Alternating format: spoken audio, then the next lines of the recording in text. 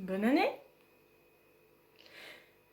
Alors, j'ai pas voulu vous faire l'affront de comme la dernière fois, faire attendre un an parce que j'ai pas envie de me dire ouais, j'ai rien pour le mois de septembre, patati patata. Donc du coup, ce que je vais faire maintenant, c'est que je vais faire une vidéo par mois en parlant d'un mois spécifique. Sauf que si par malheur le livre en question je ne l'ai pas fini ce mois-ci, on dira que c'est pas grave. De toute façon, vous n'avez pas les preuves, vous savez pas quel livre je lis ni quand. Donc je fais un peu ce que je veux. Alors maintenant, l'excuse du pourquoi est-ce que je fais l'épisode du mois de septembre en janvier. Alors déjà, c'est parce que comme je viens de le dire, en septembre, j'avais aucun livre de lu. Et en plus, là c'est le moment où j'essaye de trouver des excuses alors que en vrai je suis totalement en tort. C'est que en fait, en septembre j'ai commencé à travailler, mais ce qui fait que j'ai un peu moins de temps. C'est toujours faux, je travaille pas l'après-midi, mais vous êtes pas censé le savoir. Non, en vérité, c'est que depuis que je travaille, alors je me lève très tôt le matin, j'ai pas le temps de me reposer vraiment dans la journée, je fais pas de sieste l'après-midi parce que je me dis que sinon ce soir j'arriverai pas à dormir et ça ferait un cycle infini. Donc je m'empêche de dormir toute la journée pour pouvoir bien dormir le soir. Ce qui fait que je me couche à 8 heures.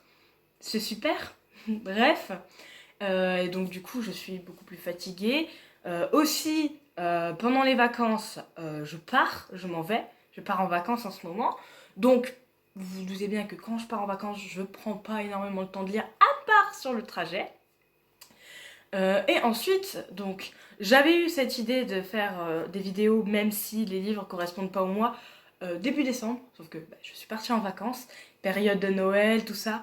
Et en vrai, vous allez peut-être pas me croire, mais j'ai plus lu pendant ces vacances-là que pendant les 3 derniers mois réunis. Je sais pas pourquoi, j'ai réussi à me fixer, enfin me fixer non, j'ai réussi à lire limite une demi-heure, voire 1 heure des fois par jour. Donc, j'ai des livres à vous proposer pour ce mois-ci. Inch'Allah, j'en ai pour le mois prochain, parce que là, du coup, voilà. Et sinon, pourquoi le tournage date?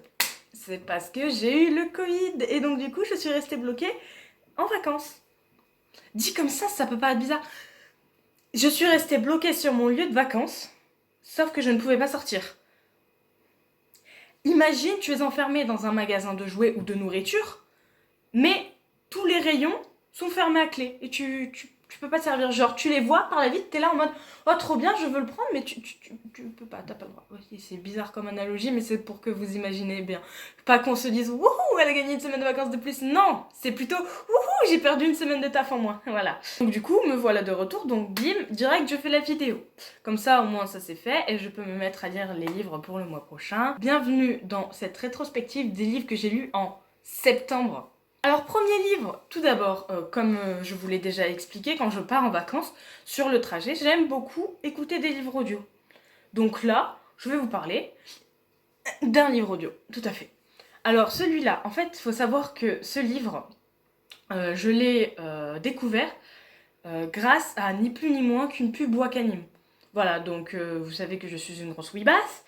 J'ai passé énormément de temps sur Wakanim, sur beaucoup d'animés. Je n'ai pas Wakanim Premium parce que à cette époque-là, je travaillais pas, donc j'étais pauvre. Aujourd'hui, est-ce que j'ai Wakanim Premium?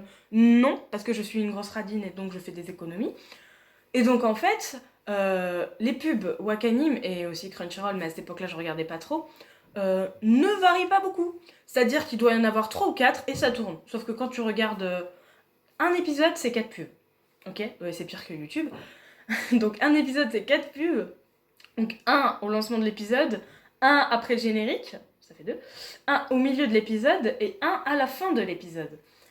Bon, moi je vais pas jusqu'à la fin, genre à l'après-générique, donc ça allait. Mais bref. Et donc du coup, il y avait cette pub pour ce livre, donc je vois pas le rapport avec les animés, mais je sais pas pourquoi Wakanim a été payé par la maison d'édition. Donc, L'inconnu de la forêt d'Arlan Coben. Alors du coup, ça m'a beaucoup intriguée parce que évidemment l'affiche du livre est intrigante. Vous savez à quel point j'aime les thrillers. Donc du coup, je n'ai pas pu résister à cette couverture, à cette attraction. J'ai pas lu le synopsis, il me semble pas. Bref, en tout cas, j'avais envie. Je me suis dit, ça peut que être bien. Et en plus, j'ai découvert qu'Arlan Coben était un nom connu. Donc, vous savez, je suis une bille en tout ce qui est littérature. Donc à part vraiment les vieux auteurs connus du XVIIIe siècle et tout ça, Victor Hugo, Jules Verne et patati, Baudelaire, tout ça. À part ceux qu'on travaille à l'école, parce que ce sont des écrivains talentueux, merveilleux, et merci à eux d'avoir su perpétrer cette belle langue qu'est le français. Je ne sais pas où je vais, je m'égare, j'ai oublié le début de ma phrase. Donc du coup, oui, bon, je suis une brêle en niveau culture littéraire. Je commence à m'améliorer, quand même, voilà. Parce que je veux pas dire, mais au réveillon de Noël, quand j'ai parlé dans ma belle famille de Guillaume Musso, il y en a la moitié qui m'ont fait « Qui ça ?»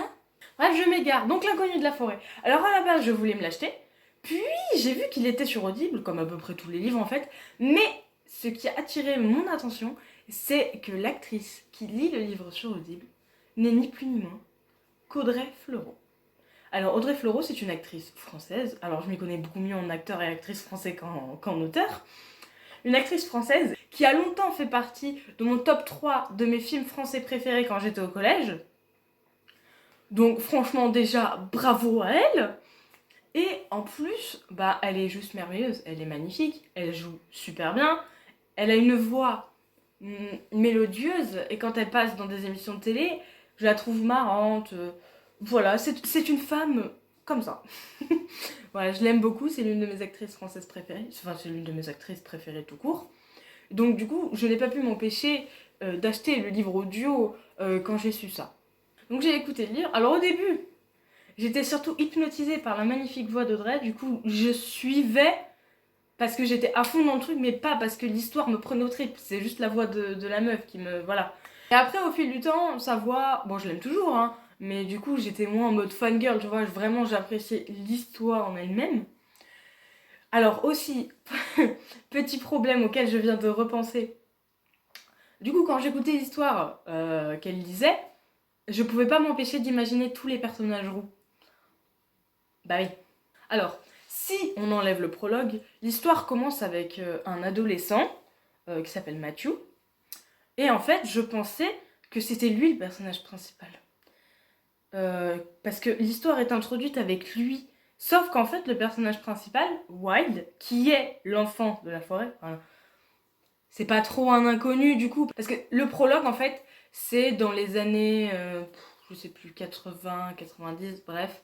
Dans la ville dans une ville en Amérique, aux États-Unis, ils ont retrouvé un gamin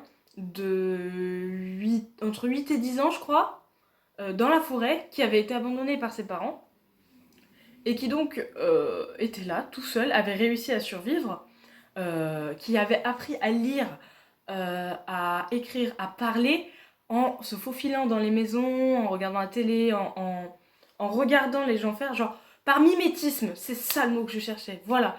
Il a tout appris par mimétisme, en autodidacte aussi du coup, et donc déjà c'était formidable, un enfant prodige, donc du coup c'est devenu un peu, pas la mascotte, mais le mec que tout le monde connaît du coup.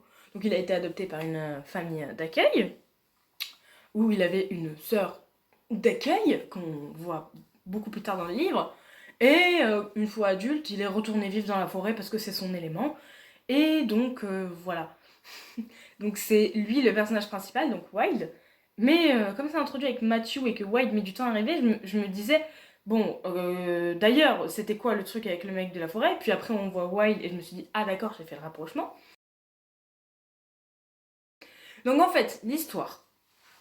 Donc Matthew est un adolescent de 16 ans qui vit dans cette ville aux États-Unis et qui a une camarade de classe du nom de Naomi qui a disparu.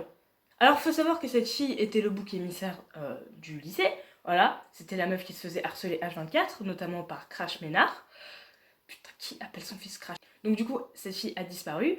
Et Matthew était pas vraiment son ami, il était pas vraiment amoureux d'elle, mais il s'inquiétait. C'est un peu le genre de mec, tu sais, qui sait que c'est du harcèlement, qui sait que c'est pas bien, qu'il faudrait arrêter, mais qui a pas les couilles de le faire. Il n'y a pas d'autre mot. Désolé.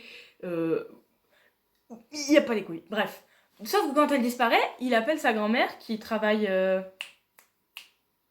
Je me rappelle plus le nom de la ville. Vraiment, la géographie américaine, j'y connais rien du tout.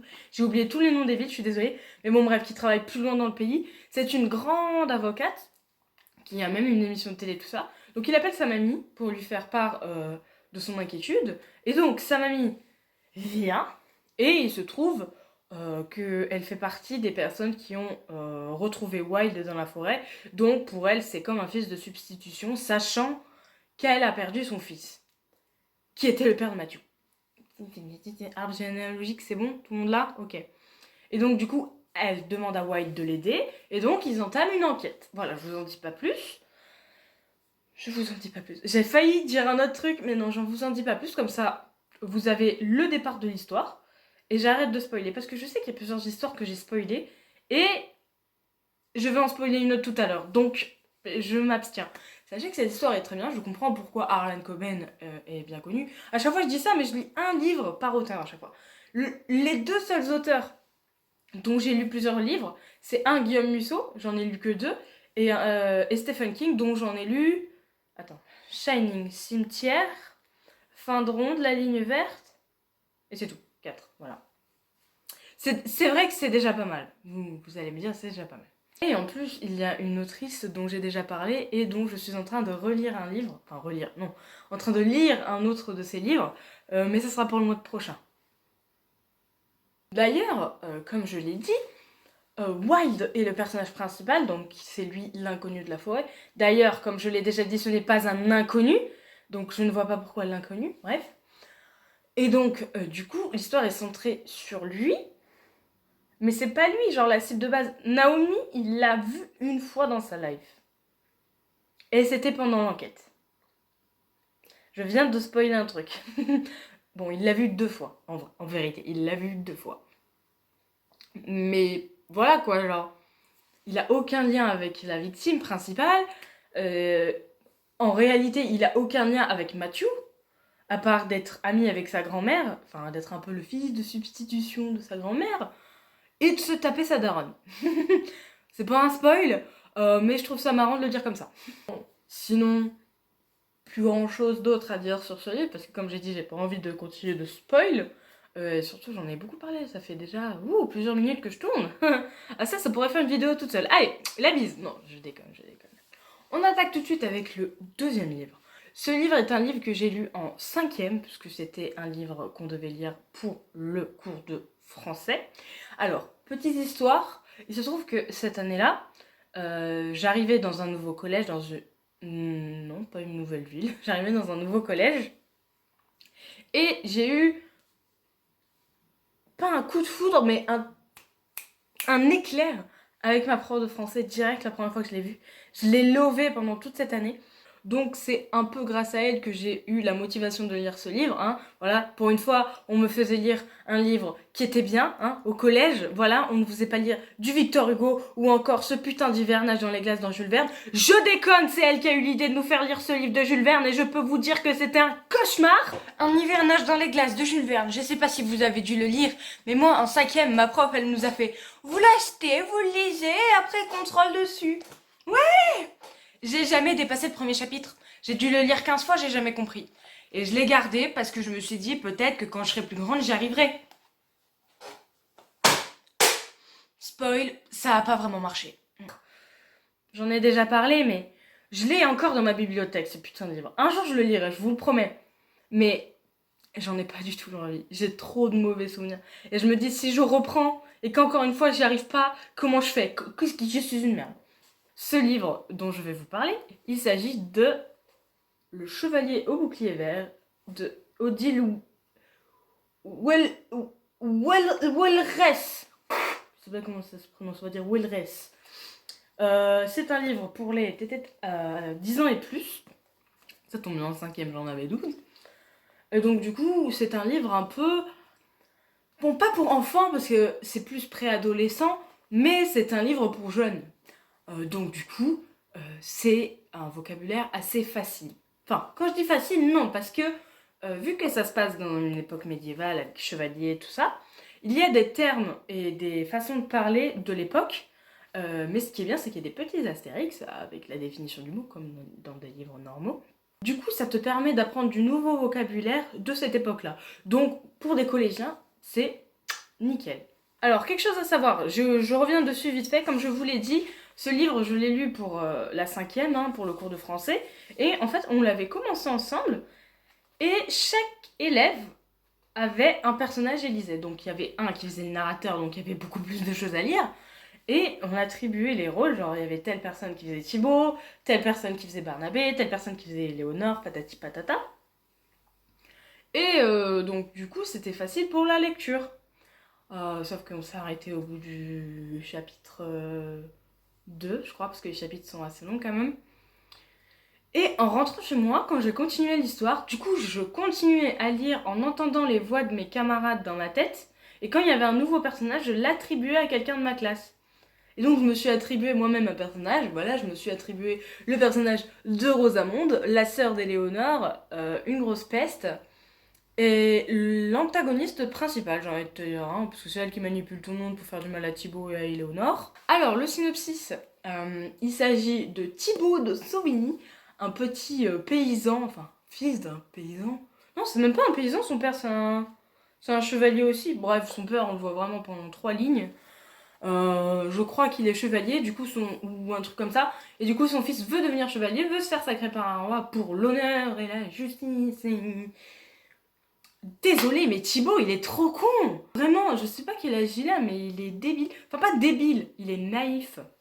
Genre, par exemple, il y a Barnabé, son écuyer, qu'il rencontre et qu'il embauche, si je puis dire.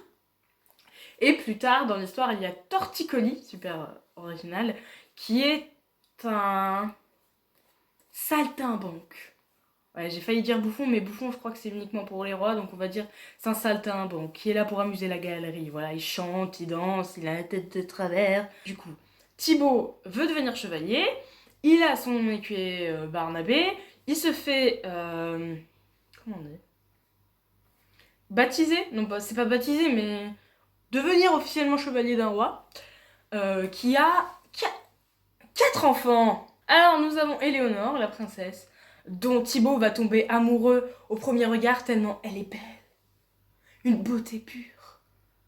La beauté elle-même, tellement belle que la mort refuserait de la prendre avec elle tellement elle est jolie. Bon, j'exagère un peu, mais en même temps, le mec il est tombé amoureux d'une jolie fille. Ça s'arrête là, et elle tombe amoureuse de lui en retour. Parce qu'il est... Je sais pas. C'est même pas dit que c'est parce qu'il est beau. C'est juste, elle est tombée amoureuse de lui parce que le mec arrête pas de lui dire oh, comme vous êtes merveilleuse. La lumière du soleil se reflète dans vos yeux. Et vos cheveux sont si beaux qu'on aurait envie de les caresser jusqu'à ce que la nuit tombe. Et ensuite, je suis nulle pour faire des déclarations d'amour. Bref, il lui lèche le cul, elle aime ça, donc ils tombent amoureux tous les deux. Il prend même pas le temps de la connaître, il s'en bat les couilles de la connaître. Il est tombé amoureux d'elle parce qu'elle est jolie, paye la superficialité. Et donc du coup voilà, ça part de là. Et ensuite, donc du coup, l'autre fille du roi, Rosamonde, qui est hyper jalouse de tout ce que possède Éléonore, voilà, paye ton originalité. Ensuite, il y a quoi d'autre? Je sais plus les frères, attendez. Ok, et 2 fils, Raoul et Gasselin. Donc, Thibaut, lors d'une de ses aventures, se retrouve blessé dans une forêt. Il rencontre la sorcière ou la fée, je ne sais pas trop, Adelise, qui lui donne une pierre magique qui lui permet de se soigner, mais qui par contre, au toucher de quelqu'un d'autre, l'empoisonne jusqu'à la mort.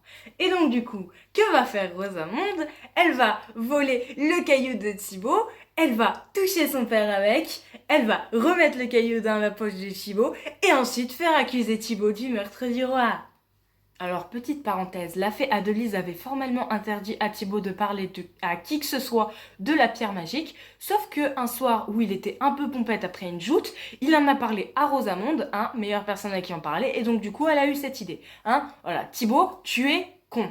Donc du coup le roi meurt. Paix à son âme. Donc du coup il lui faut, un successeur. Et l'aîné de la famille n'est autre que Raoul. Donc Raoul prend la couronne, sauf que Raoul est un homme bon. Raoul est sage, Raoul est un bon roi. Donc Rosamonde n'est pas contente. Elle arrive à manipuler son petit frère Gasselin pour qu'il tue son frère afin de lui prendre la couronne. C'est pas une blague, il le pousse depuis le haut de la fenêtre d'une tour, il s'écrase par terre comme une grosse merde, on accuse, je sais pas qui, si un garde au hasard random qu'on va faire pendre, et Gasselin prend le pouvoir. Enfin, Gasselin prend le pouvoir sous la manipulation de Rosamonde, donc techniquement c'est elle qui a le pouvoir. Vous comprenez pourquoi j'ai pris ce rôle quand je me suis imaginée dans ma tête, parce qu'elle est tellement classe. Bref, et donc vous allez me demander pourquoi Rosamonde a voulu le trône? parce qu'elle voulait être la reine, pouvoir diriger le royaume, faire ce qu'elle veut? Non, elle veut simplement tuer Éléonore pour réussir à se taper Thibaut. Super l'originalité, on y reste. Sinon, pour en revenir à la connerie de Thibaut, donc je parlais de Barnabé et de Torticolis, il se trouve que Torticolis a un don qui fait qu'il voit dans le regard des gens s'ils sont bons ou mauvais. Et donc du coup, le lendemain de la soirée où il était pompette et que le roi s'est fait empoisonner, Torticolis a voulu prévenir Thibaut que Rosamonde était une mauvaise femme, qu'elle avait de mauvaises intentions, et Thibaut a fait « Oh, tu devrais arrêter de juger les gens, toi, toujours à ta tête de travers. Si tu les regardais normalement, peut-être que tu ne verrais pas autant de méchanceté dans leur regard. » Et 3 jours plus tard, il s'est rendu compte que c'était vrai. Tu es con, Thibaut. Autre exemple, à chaque fois qu'il participe à un tournoi de joute ou quoi que ce soit d'autre et qu'il gagne des thunes, Thibaut est là, va faire don de tout notre argent à l'église du coin, tu leur donnes toute notre richesse. Et Barnabé, il est là, alors, en fait, est-ce qu'on ne devrait pas garder un petit peu d'argent de côté, juste au cas où, parce que c'est bien beau de faire des dons, ok, ça, c'est très important, mais si on donne tout et qu'on n'a plus rien, et que si jamais on a besoin un jour d'argent, tais-toi. Tu es mauvais, tu es radin, tu ne penses qu'à l'argent, tu es vénal. D'accord, allons donner tout l'argent aux pauvres, c'est le plus important. Sauf que Barnabé avait gardé de l'argent de côté. Et un jour, Rosamonde a eu l'idée merveilleuse d'utiliser la pierre de Thibaut sur Éléonore. Donc je peux vous dire que la panique de Thibaut était à son paroxysme. Et donc, il la prend, il retourne dans la forêt pour chercher la fée Adelise pour avoir un remède. Sauf qu'il tombe sur un troll qui les empêche de passer. Je suis le lutin grognon et je vis sous ce pont.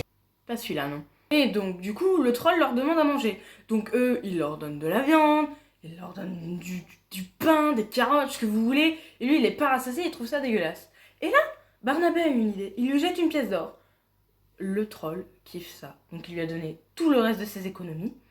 Et ils ont réussi à passer parce que le troll était rassasié. Donc, vous notez que Barnabé a eu la bonne idée de garder de l'argent sur lui pour cette éventuelle situation où ils auraient eu besoin de ça. Sauf que c'est vraiment arrivé, donc il l'a bien fait.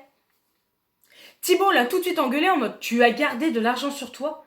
Tu as osé garder de l'argent sur toi? Je vais bien dire que t'étais vénal. » Connard, s'il l'avait pas fait, la meuf dont tu es si amoureux aurait crevé.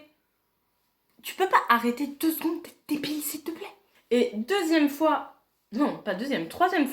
où Thibaut a été vraiment con. Donc, Éléonore va mieux, elle a été guérie, sauf que pendant la nuit, elle a été enlevée. Par qui, je vous le fais dire, Rosamonde.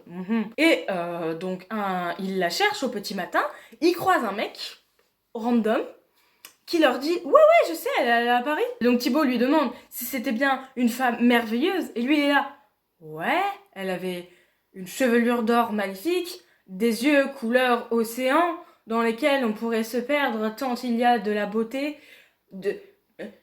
Sa beauté est reflétée à elle seule la chaleur du soleil. » Et lui là, ça peut que être Éléonore. Et Barnabé et Torticolis ils sont là, mais tu vois bien qu'il te ment. Tu vois bien qu'il ne sait pas du tout où est Éléonore. Et Thibaut fait, mais vous voyez bien la description qu'il vient de faire. Il ne peut s'agir que d'Éléonore. Et à mi-chemin, le mec en question avoue à Thibaut lui avoir menti.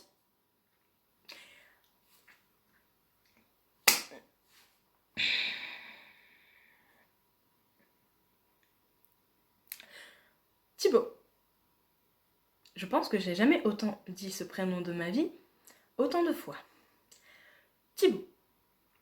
Tu es un bouffon! Mais pas un bouffon qui chante pour le roi, non, un crétin, un abruti, un demeuré. Franchement, tu es un enfant. Ah oui, alors j'ai un peu rush la fin, je vais pas vous mentir, parce qu'il se passait tellement de choses que voilà, j'ai un peu décroché. Mais bon, après, c'est un livre pour enfants, donc il y a aventure sur aventure. Il n'y a pas de fil rouge en soi, parce que même avec l'antagoniste Rosamonde qui en veut à Éléonore, à part la fois où elle l'a empoisonné et puis ensuite kidnappé, il n'y a pas d'autre vraiment arc narratif par rapport à ça. Sinon, au tout début, avant qu'il se passe tout le truc avec le roi, tout ça, avant que Thibaut se fasse sacré chevalier, Il lui arrive 2-3 petites aventures, il rencontre Adelise, ok, il fait des joutes, blablabla, il rencontre Éléonore, gna gna gna gna gna gna. Et après c'est compliqué.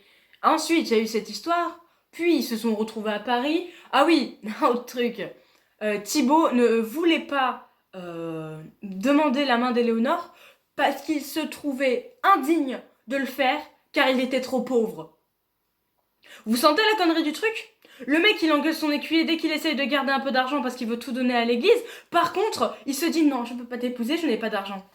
Bah si, connard, si t'as arrêté de faire le compte, on aurait de l'argent.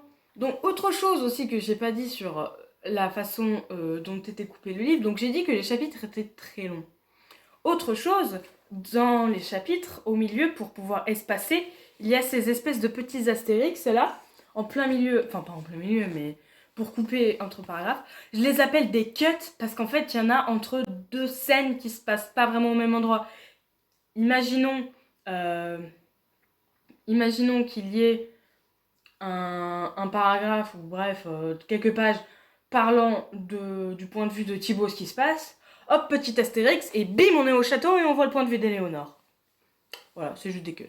Dernier livre, promis, c'est bientôt terminé, même moi j'en peux plus, ça fait une demi-heure que je tourne, je me suis même demandé si je devais arrêter là, mais bon, au début de la vidéo, j'ai dit que je parlerais de 3 livres, je peux pas m'arrêter au bout de 2. Donc celui-là, je l'ai connu grâce à une série. Vous savez que tous les livres ont une histoire, donc celui-là, je l'ai connu grâce à une série que vous connaissez peut-être, qui s'appelle Once Upon a Time. Non, pas In Hollywood, putain de merde. Donc, cette série que je regardais quand j'étais au lycée, qui était super, que j'adore, que c'est l'une de mes séries préférées, que j'ai regardé même plusieurs fois certaines saisons. Et fin saison 5, on se retrouve dans ce qu'ils appellent le monde des histoires oubliées. Et on fait la connaissance de 2 petits personnages plus qu'intéressants. Je parle bien sûr du Dr. Jekyll et de Mr. Hyde.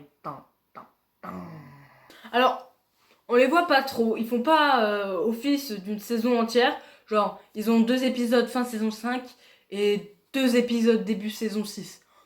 Mais à part ça, voilà. Donc, évidemment, tout le monde connaît à peu près le cas du Dr. Jekyll et de Mr. Hyde. Hein. Le Dr. Jekyll est un scientifique de renommée, un homme bon, la main sur le cœur.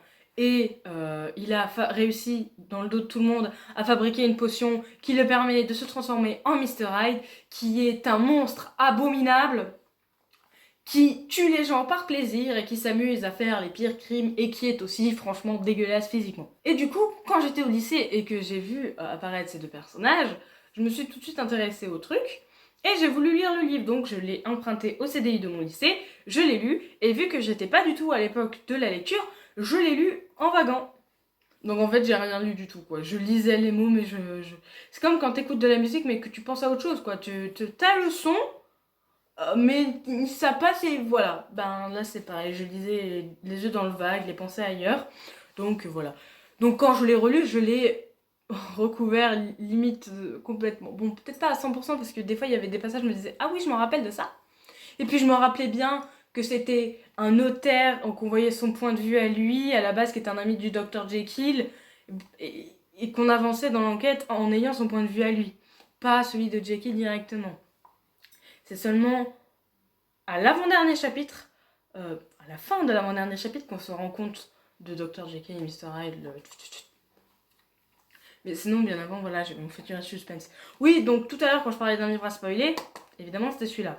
Bon, techniquement, c'est pas un spoil parce que tout le monde connaît le délire Dr. Jekyll et Mr. Hyde, comme j'ai déjà dit, le truc d'avoir une double personnalité. Il y a beaucoup d'œuvres qui s'en sont inspirées par le passé, par le futur. Mais donc, du coup, voilà. Alors, cette édition, la couverture est pas ouf. Franchement, il y a des éditions beaucoup mieux. En plus, à la fin, il y a tout un petit questionnaire que j'ai fait hein, dans ma tête, voilà. Sur les toilettes, je l'ai pris, j'ai répondu dans ma tête aux questions. Je me suis dit, comme ça, moi, je suis sûre d'avoir bien compris l'histoire. Donc, voilà.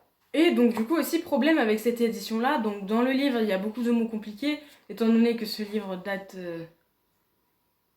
d'il y a longtemps. Il y a plein de petits astérix, mais pas comme dans les livres normaux où t'as la définition en bas de page, là. Non, non.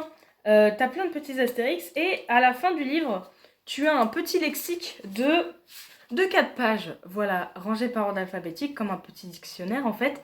Et donc du coup, à chaque fois que tu as une astérix, t'es censé aller à la fin du livre, chercher le mot parce que c'est par ordre alphabétique du coup, et regarder la définition.